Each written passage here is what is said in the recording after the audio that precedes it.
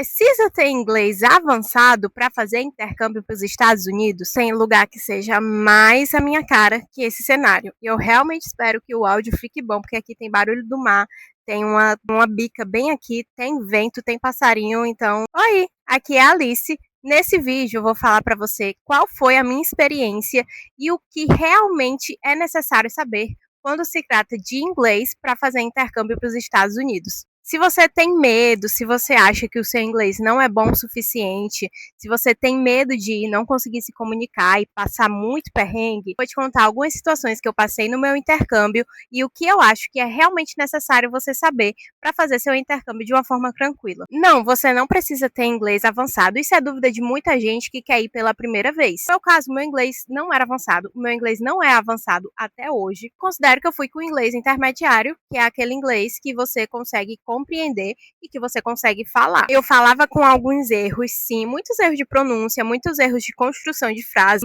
Eu não falo daquela forma assim super rápida, muito fluida, não é bem cravado, bem parado ainda. Mas foi o suficiente para eu fazer o meu intercâmbio de uma forma muito tranquila quanto a isso. Para eu contextualizar para vocês, eu fiz o intercâmbio de Work and Travel e nesse intercâmbio a gente passa 3 meses nos Estados Unidos trabalhando. Isso aí vem um ponto muito importante. Você vai trabalhar.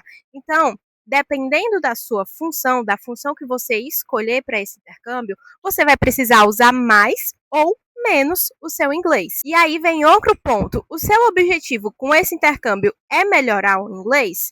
É um dos objetivos da maioria das pessoas. Você tem que considerar essas duas coisas, principalmente nesse momento de escolher a função que você quer trabalhar. Outras coisas que tem que ser analisadas. Se você está indo para um lugar que tem muito brasileiro, vai muito brasileiro com você para esse lugar? Quando eu decidi que eu queria fazer o intercâmbio de Work and Travel, eu comecei a estudar mais inglês.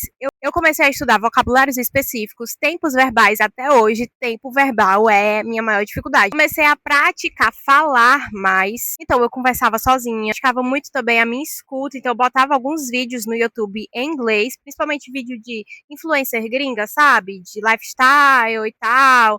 E eu ficava acompanhando, ouvindo, tentando compreender melhor. E aí você pode desenvolver as suas técnicas. O mais importante é que você tenha contato frequente e, se possível, diário com a língua. Meu inglês evoluiu muito quando eu decidi que eu realmente iria parar e estudar, que eu ia ser intencional nesse objetivo. Para iniciar o seu processo para o Work and Travel, você já precisa estar com o inglês afiado?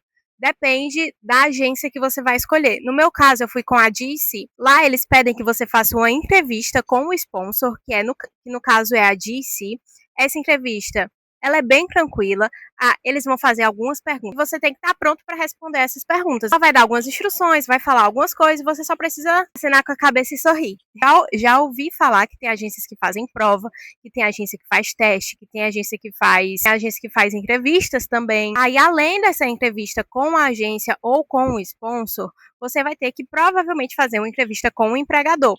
Gente, é coisa assim, bem genérica de entrevista de emprego, sabe? Fale sobre você, seus objetivos, por que é que você quer trabalhar com isso, por que é que você quer fazer o programa, bem genérico assim. Então você pode simplesmente praticar, escrever quais são as suas respostas, praticar aquelas frases ali e vai ser bem de boa para você, sabe? Mas quando chega lá na hora mesmo de se comunicar lá nos Estados Unidos, o que é que você vai fazer? Quando eu cheguei, pisei assim nos Estados Unidos, o pessoal da empresa foram me buscar lá no aeroporto, então lá no caminho de carro pra gente chegar até o hotel, a gente já foi conversando bastante. Eles falavam devagar, eles puxavam o assunto, e eu ia falando, ia me comunicando, e foi, sabe, bem fluido, bem tranquilo, sabe? As coisas foram fluindo. Você não fica assim, ai meu Deus, o que é que eu vou falar agora? Ai meu Deus, o que é que eu vou falar agora? Na hora, vai saindo. E se você não conseguir falar, quando você crava assim, a pessoa, ela te ajuda, sabe? Ela dá um empurrãozinho. É isso, né?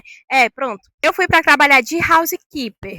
Housekeeper geralmente não é uma position que precisa muito do inglês, porque você não tem muito contato com os guests. Tem funções que vão exigir um pouco mais do inglês, como por exemplo, front desk, garçom. Tem outras funções que não vão exigir tanto assim. Então você precisa se atentar um pouco na hora de escolher. Se você quer praticar o inglês, é bacana, é interessante que você escolha uma dessas posições, porque sim, realmente vai evoluir muito o seu inglês, você está praticando constantemente, frequentemente com os clientes que forem vindo ali. Se você não quer praticar muito inglês, na verdade você quer fugir ali um pouco do contato com os clientes, o seu inglês não vai ser tão utilizado também não vai se desenvolver tanto. Além da comunicação com os guests, você também vai precisar se comunicar com as pessoas ao seu redor, com os seus chefes, com os seus colegas, com os colegas de trabalho. Na maioria dos casos, os seus chefes vão falar inglês. Então você vai ter que se comunicar com eles em inglês. Aí você pensa aí, com um chefe que fala português já é difícil você levar um problema para ele, formular alguma reclamação, alguma sugestão.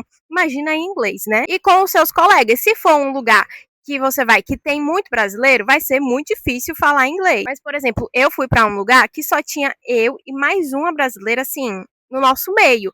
Então a gente na maioria das vezes ou estava falando espanhol, porque a 90% era latino, ou a gente estava falando inglês. Se você vai para um lugar que só tem brasileiro, você vai ficar naquele meio, naquela bolha, porque brasileiro é assim, ele encontra outro brasileiro, ele se gruda assim, que nem chiclete. Agora eu vou contar algumas situações reais que eu passei que o meu inglês foi muito importante. Eu ficava muito nervosa quando tinha algumas dessas situações que eu sabia que ia precisar um pouco mais do meu inglês. Na verdade, é um pouco da nossa ansiedade, do nosso medo e da nossa sensação de que a gente não vai conseguir. Só que você consegue, vai dar certo. Então, eu tive que abrir conta no banco e falar em inglês para fazer esse processo burocrático. Gente, eu nunca, pouquíssimas vezes eu fui no banco aqui no Brasil para ter que resolver alguma coisa. Então, ter que fazer isso nos Estados Unidos falando em inglês dá um certo medo. Eu tive que resolver também alguns problemas no telefone falando em inglês e esse foi, meu Deus, foi horrível, porque o atendente geralmente são indianos. E o sotaque do indiano, Deus do céu. Eu tava tentando comprar um notebook na Dell